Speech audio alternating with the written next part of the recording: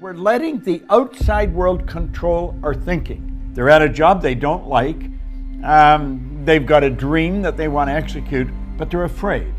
They're afraid to step out and do it. We find people that want to invest and they've got the money and it's a good investment, but they're afraid. That's a question that most people really never learn the answer to. And the answer is very clear. First of all, you don't want to eliminate all fear. Fear can be a very good thing. Fear can caution you. Take it easy, don't just jump off the pier if there's rocks underneath it or something. Fear is a healthy thing. And we want to understand that fear is caused by ignorance. That is the primary reason.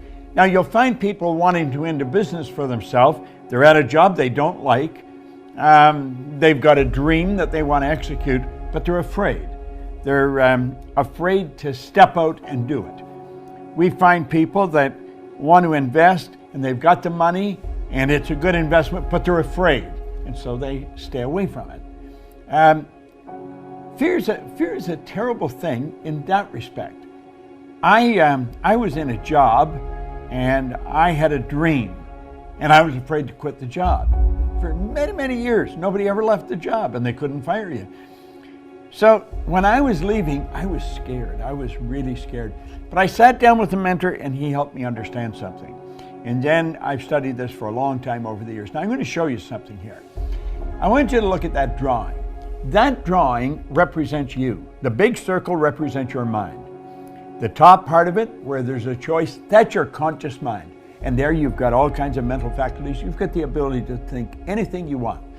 The bottom half of the big circle is your subconscious mind. It has no ability to choose. It has no ability to think. It'll accept whatever you give to it.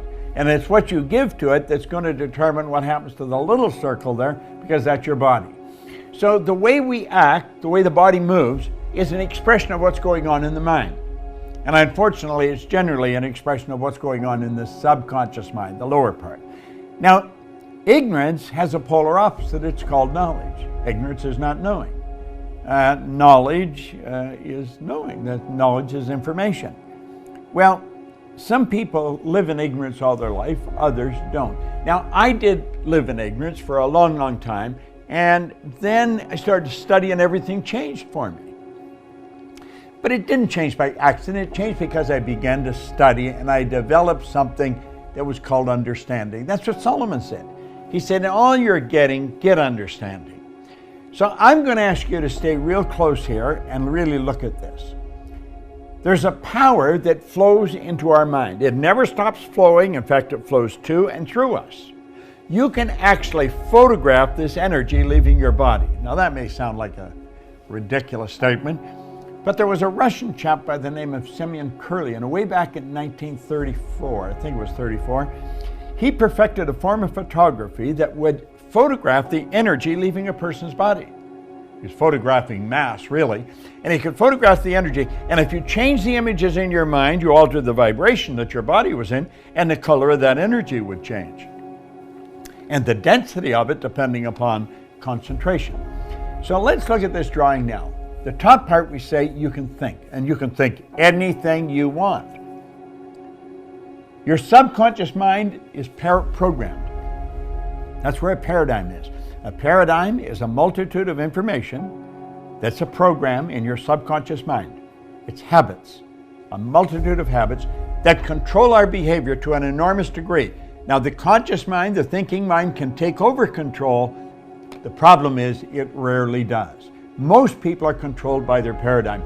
This would explain why some absolutely brilliant people, they've got all kinds of knowledge, but their results wouldn't indicate that they know much of anything because they're broke, they can't find work, and yet the truth is they're brilliant. Well, that's another subject and we would have to talk about that at another time, but let's keep going here. The conscious mind, remember we said you had the ability to choose. Well, what do most people do? If they see a situation they don't really understand, they start worrying. Am I going to have enough money? Am I able to do this? Worry and doubt are both psychic diseases. It is a gross waste of this energy that we talked about that flows into your consciousness. We take that, we can make anything out of it we want. What do? We doubt and worry. Why do we do that? Because we're letting the outside world control our thinking, and that's an error. Now, when you build an idea, if it's a negative idea, and you impress it upon the subconscious mind, that sets up a vibration called fear. And that's what people want to eliminate. Well, I'm going to show you, and now this is just a very brief look at it.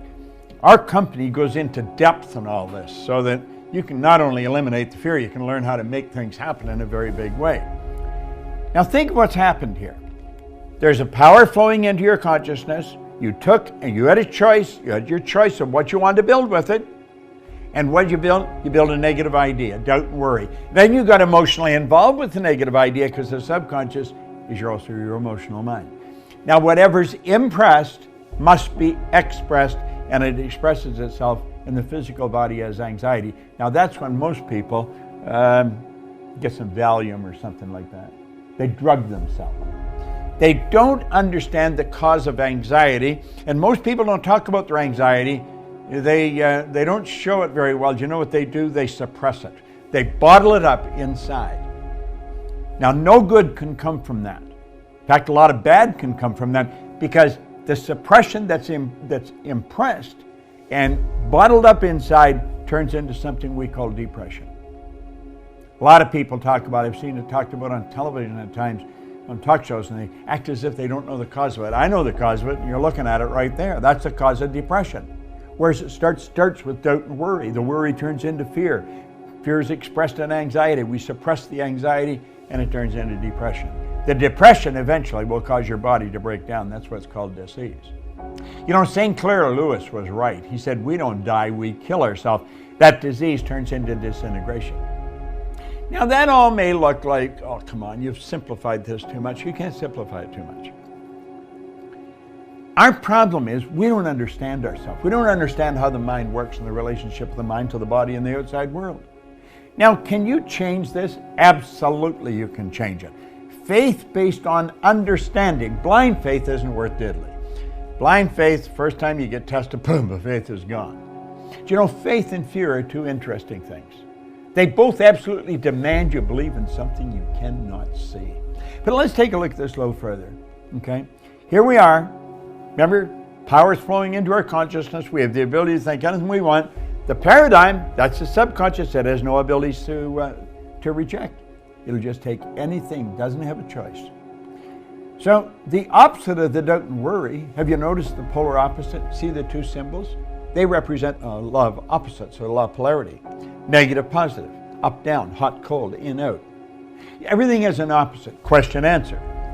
Now, the opposite of doubt and worry is understanding. Solomon said that a long time ago. He said, in all you're getting, get understanding. There's only one way to develop understanding. There is no other. One route, one road, and that is through study. If you do not study, you're not going to understand. Now, when we start to understand ourselves, our world changes.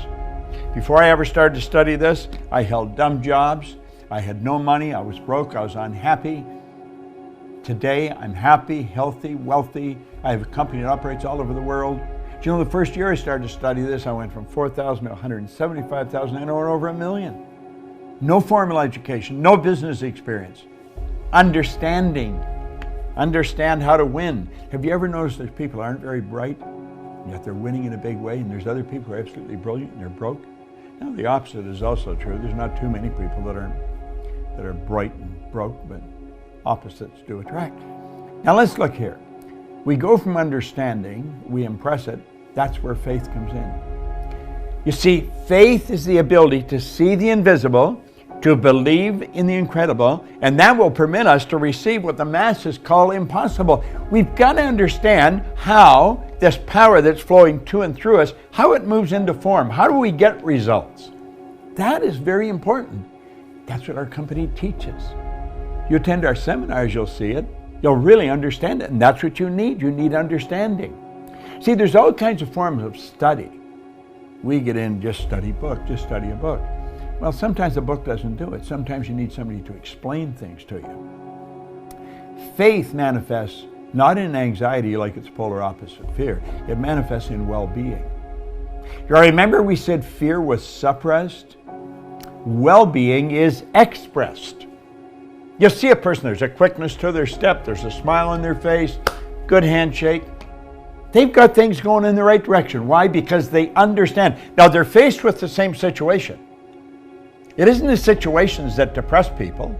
It isn't in situations that scare people. It isn't a situation that cause people to live in fear or anxiety. It's a lack of understanding of the situation. A bad situation is also a good one. If it's real bad, it's real good. There's your law of opposites again. Now the expression picks up speed. Where we said before, it turns into depression, the expression turns into acceleration. And why? I'll tell you why. Because we're at ease. There's no tenseness. And the energy's flowing freely. We're creative beings. That's how you create. And the at ease causes creation, where its polar opposite causes disintegration. That's right. Now you've got to admit, that's the way to live. And you can live that way. All right? So you got a choice. You can go that way, or you can go that way.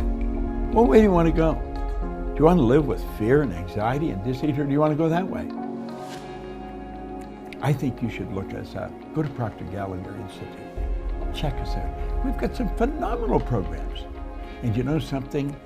Just like you learn to drive a car, or maybe operate your computer, fly a plane, type, you can learn how to take control over yourself.